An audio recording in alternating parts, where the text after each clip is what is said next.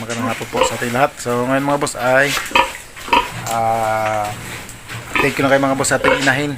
Yan si Mama Pig, pig train natin na lalandi, no? So ayan mga boss, oh, halos ano pa siya, gigil pa siya, halos ngat na yung ano, yung bakal, no? So naglalandi kasi ito mga boss simula pa nung ilang araw na nakalipas. At yun nga mga boss ay napaiay na natin to ngayon mismo mga boss. So kaninang tanghali ay napaiay na natin siya. Yan, so ngayon January 16 mga boss ay napaiay na natin siya mga boss. So yung mga boss, oh, so standing heat kasi siya kahapon mga boss, ng hapon standing heat siya ng ng hapon. Tapos kaninang umaga tinry ko ulit na sakyan siya, ay mas maganda yung standing heat niya kanina mga boss. So ngayong kaninang lunch time ay iniay na ito mga boss. Hindi ko lang nabidyohan kasi nga may pinuntahan ako mga boss, no? Nagpunta kasi ako sa kabilang bayan mga boss, na pinuntahan na importante lang yun, no? Yung mga boss, oh, medyo pawala na yung maga ng ating ari ng ating inahin na ito. So yun yung sabi ko sa inyo mga boss, mas maganda na i-try nyo i-hit yung mga inahin na nagbabawas na yung pamamaga ng ari. Yan mga boss. Yan, so standing heat nga siya mga boss, at tinawagan ko yung nag-EI dito, ay okay daw. Sabi nila ay okay naman yung pag-EI natin sa pag-EI nila dito sa aking inahin mga boss. So ito mga boss, oh, yung inahin natin magdadalawang buwan na ito. So buntis na ito mga boss, at magdalawang buwan na ngayong January 23. Yan, oh. So nasa 1 week na lang din at magdadalawang buwan yun siya. So kita nyo nung ari mga boss, oh. So walang kamaga-maga. So yan yung mga maganda mga boss na result, no, pag nagbubuntis yung ating inahin mga boss. So dapat din natin makikitaan ng mga maga ng ari mga boss. Yan. So ito buntis na. So ito sana ay mabuntis na rin mga boss, yung ating inahin. So ika 21 days nito yata ay next month, February 6. Yan mga boss, oh, nilista ko na, oh. Yan, oh.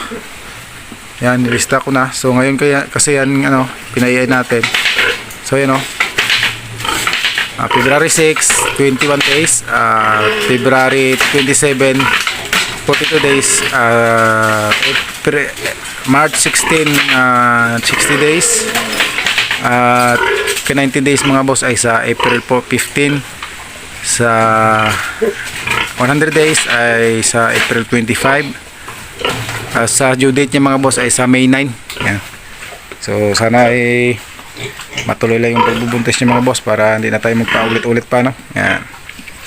So yan, ito rin yung ating dalawang biik mga boss. So ito mga boss ay pinurga ko kahapon. Kung nakita nyo, nag-upload tayo dyan mga boss. Yan. So pinurga ko ito mga boss kahapon, at ninjikan ko na ang vitamins natin. Yan. So gutom-gutom na yan mga boss sila. Gutom na to. Pero mamaya ko pa yung ibigyan, mga alas 4:30 mga boss. So alas 4 pa lang naman kasi ng hapon mga boss. So itong inahin natin na bagong EI, hindi natin yan bibigyan ng pagkain ngayong hapon. So bukas na lang mga boss yung bukas na lang natin yan papakainin. Yan, ito si Mama Pig, yung itim natin ay bukas lang natin yan papakainin para ano, hindi uminit yung kanyang tiyan mga boss, para mabuhay lahat ng ating similya, no, na ipinasok sa kanya. So bukas na pakainin niya mga boss, at saka kunti lang, half kilo lang. Half kilo sa umaga at half kilo sa hapon. Good for 7 days mga boss. So 1 week talaga yan ako nagpapakain sa kanila ng pagbagong kasta. 1 week na tig half kilo lang bawat kain mga boss. Bali 1 kilo lang yung isang araw. So 1 week yan. After 1 week mga boss ay 3/4 na naman yung ipapakain natin. 1 week na naman mga boss. And then pagkalagpas ng 21 days mga boss, doon ako nagbibigay ng 1 kilo sa umaga at 1 kilo sa hapon.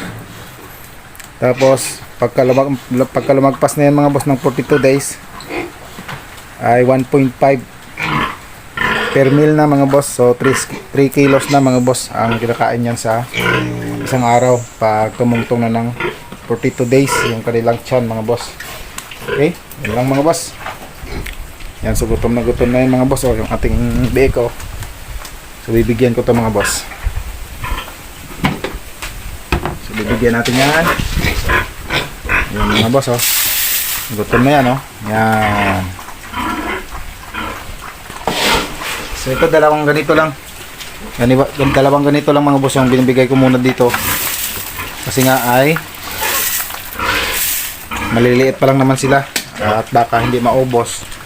So sayang naman. Pero kahit hindi nila yan maubos ngayon mga boss, mamayang gabi ay kinakain naman nila. So binabalik-balikan naman nila mga boss. So yung pig drinker natin, pinagana ko yung kahapon pero hindi pa nila maaabot. Mataas kasi yan. So yung ginawa ko mga boss, balik muna sila dito sa kanilang tubigan dyan sa kanilang pakainan mga boss. So dyan ko muna binibigyan ng pagkain. So nasa dry feeding pa kasi tayo mga boss at nag-uumpisa ako ng wet feeding sa kanila pag nasa grower stage na sila mga boss. Yan mga boss kumakain na rin sila mga boss. Okay. Yan. So yung inahin natin na puti ay papakainin din natin yan. Yung itim hindi mga boss. So bukas lang yan. Half kilo per meal. 1 kilo sa umaga, 1 kilo sa hapon. Ay, kalahating kilo pala mga boss. Kalahating kilo sa umaga, kalahating kilo sa hapon. So equivalent lang siya ng isang araw na 1 kilo mga boss. Good for 7 days. Yan. So hindi naman papayat yan mga boss. Kasi babawiin naman natin yan pag naka 1 week na siya. Okay.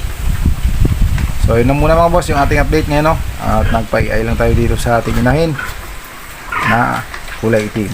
Yan. So yun lang mga boss. At kung bago ka pa sa channel na to, huwag kalimutan mga boss mag-subscribe at mag-like, comment dito sa ating video.